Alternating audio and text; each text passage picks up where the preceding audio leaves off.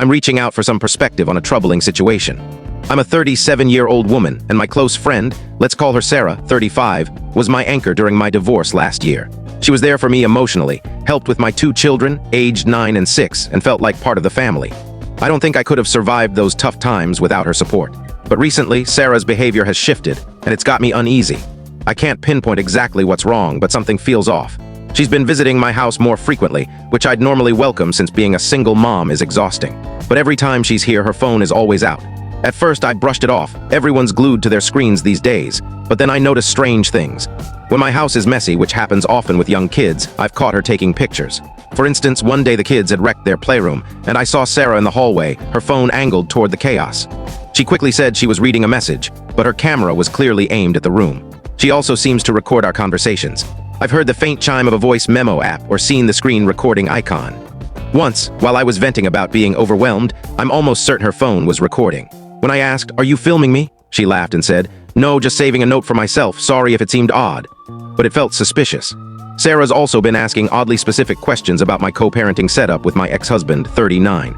She's known the general details forever, but now she's suddenly curious about our schedule, how we manage when the kids are sick, or if I ever feel swamped.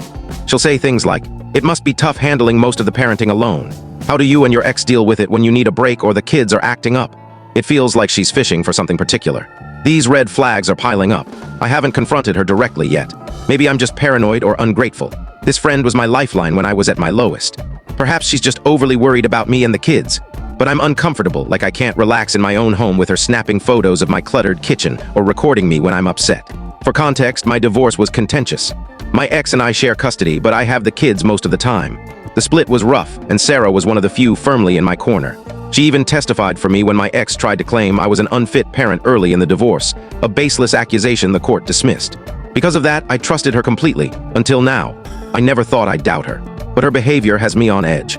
Why is she photographing my messy house or documenting my tough days? What's she doing with that?